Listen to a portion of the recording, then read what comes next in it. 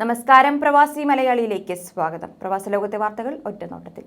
വിവിധ നിയമലംഘനങ്ങൾ നടത്തിയ 3239 ഇന്ത്യക്കാരെ സൗദിയിൽ നിന്ന് തിരിച്ചയച്ചതായി Indian ambassador doctor Ausaf Sayeed വാർത്താസമ്മേളനത്തിൽ അറിയിച്ചു. സ്പോൺസർമാരുടെ കീഴിൽ നിന്ന് ഒളിച്ചോടി ഫറൂഖ് കേസിൽപ്പെട്ടവരും താമസരേഖ പുതുക്കാത്തവരുമായ ഇന്ത്യക്കാരെയാണ് റിയാദിലും ജിദ്ദയിലുമായി ഫൈനൽ എക്സിറ്റിൽ നാട്ടിലേക്ക് അയച്ചത്. എംബസി വെൽഫെയർ വിംഗ് സൗദി കാര്യാലയങ്ങളുമായി ചേർന്ന് നടത്തിയ പ്രവർത്തന ഫലമായാണ് ഇത്രയും പേർക്ക് നാട്ടിലേക്ക് മടങ്ങാനായത്. 27,000-ഓളം പേർ ഫൈനൽ എക്സിറ്റിനായി അപേക്ഷിച്ചിട്ടുണ്ട്. ഇവർക്ക് സൗദി ലേബൽ പാസ്പോർട്ട് വകുപ്പുകളുടെ സഹായത്തോടെ ഫൈനൽ എക്സിറ്റ് ലഭ്യമാക്കി വരികയാണ്. നിലവിൽ സൗദി അറേബ്യയിൽ 23 ലക്ഷം ഇന്ത്യക്കാരാണ് ഉള്ളത്. ഈ വർഷം 2225 ഇന്ത്യക്കാരാണ് സൗദിയിൽ മരിച്ചത്. ഇവരിൽ 781 പേരുടെ മൃതദേഹങ്ങൾ നാട്ടിലെത്തിക്കുകയുമുണ്ടായി. എണ്ണ ഇതര മേഖലയിൽ ശക്തിയാർജിക്കാൻ നടപടികൾ ത്വരിതപ്പെടുത്തി പുതുവർഷത്തെ വരവേറ്റ് UAE. എക്സ്പോയുടെ നടത്തിപ്പിന് രാജ്യം കാണിച്ച ആർജവവും സാമ്പത്തിക മേഖല ശക്തിപ്പെടുത്തുവാൻ പ്രഖ്യാപിച്ച ഉത്തേജന പദ്ധതികളും പ്രതീക്ഷയും ആത്മവിശ്വാസവും കൂട്ടുകയാണ്. UAEയുടെ മൊത്ത ആഭ്യന്തര ഉൽപാദനത്തിൽ 16% സംഭാവന ചെയ്യുന്ന വിനോദസഞ്ചാര മേഖലയിലും അതിവേഗ വളർച്ചയുണ്ട്. എക്സ്പോയാണ് പ്രധാന കാരണമായി ചൂണ്ടിക്കാട്ടുന്നത്. ദുബായ് ഷോപ്പിംഗ് ഫെസ്റ്റിവൽ കൂടി പ്രഖ്യാപിച്ചതോടെ സഞ്ചാരികളുടെ ഒഴുക്കായിരുന്നു. ഒമിക്രോൺ ഭീഷണി കൂടി ഇല്ലായിരുന്നുവെങ്കിൽ വളർച്ചാ ഗ്രാഫ് വീണ്ടും ഉയർന്നേനെയെന്നാണ് വിദഗ്ധരുടെ അഭിപ്രായം. എങ്കിലും കോവിഡിന് മുൻപത്തേക്കാൾ വളർച്ചാ ഗതിവേഗം കഴിഞ്ഞ വർഷം രേഖപ്പെടുത്തുകയുണ്ടായി.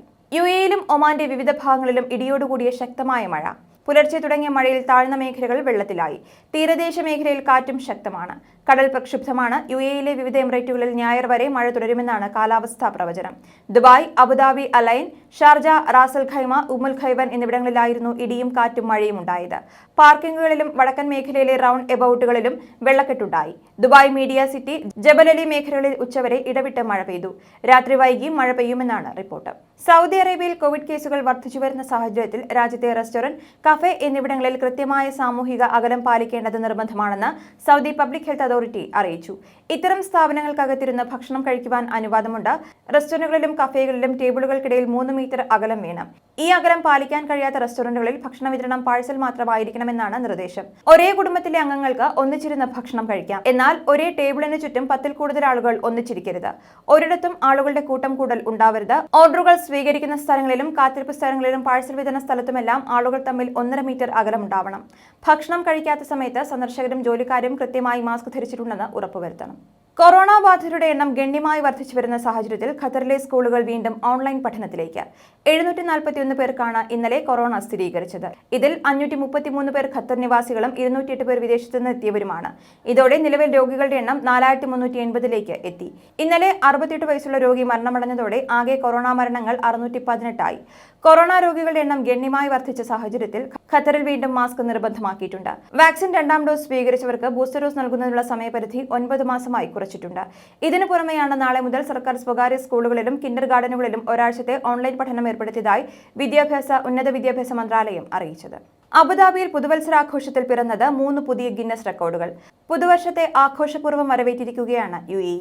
രാജ്യത്ത് ഇത്തവണ വിപുലമായ പുതുവത്സരാഘോഷ പരിപാടികളാണ് ഒരുക്കിയത്. കരിമരുന്ന് പ്രയോഗവും വിവിധ കലാപരിപാടികളും രാജ്യത്തിന്റെ പ്രധാന സ്ഥലങ്ങളിലെല്ലാം അരങ്ങേറി. അബുദാബിയിൽ പുതുവത്സരാഘോഷത്തിന് പിറന്നത് 3 പുതിയ ഗിന്നസ് റെക്കോർഡുകളാണ്. 40 മിനിറ്റ് വെടിക്കെട്ട് നടത്തിയാണ് ഷെയ്ഖ് സായിദ് ഹെറിറ്റേജ് ഫെസ്റ്റിവൽ നഗരി ലോകത്തെ വിസ്മയിപ്പിച്ചത്. നയനാനന്ദകരമായ 720 നിമിഷങ്ങൾ ലോകത്തിന് സമ്മാനിച്ച് ഇരട്ട ഗിന്നസ് നേട്ടത്തോടെയാണ് റാസൽ ഖൈമ പുതുവർഷത്തെ വരവേറ്റത്. റാക്കൽ മർജാൻ ഐലൻഡ് കേന്ദ്രീകരിച്ചായിരുന്നു പുതുവർഷാഘോഷ പരിപാടി. ആയിരക്കണക്കിന് സന്ദർശകർ ഒരുമിച്ച് കൂടുന്ന ഷാർജ നഗരമധ്യത്തിലുള്ള കോർണിഷിലെ പുതുവത്സരാഘോഷവും ഏറെ ആകർഷകമായിരുന്നു. ഖോർഫക്കാൻ ബീച്ചിലും 10 മിനിറ്റ് നീളുന്ന വെടിക്കെട്ട് നടന്നു. ദുബായിൽ പ്രധാനമായും Burj Khalifa, global village, expo 2020 Dubai festival, city mall എന്നീ സ്ഥലങ്ങളിലാണ് ആഘോഷങ്ങൾക്കായി ഏറെ പേർ എത്തിയത്. ന്യൂസ് ഡെസ്ക് പ്രവാസി മലയാളി.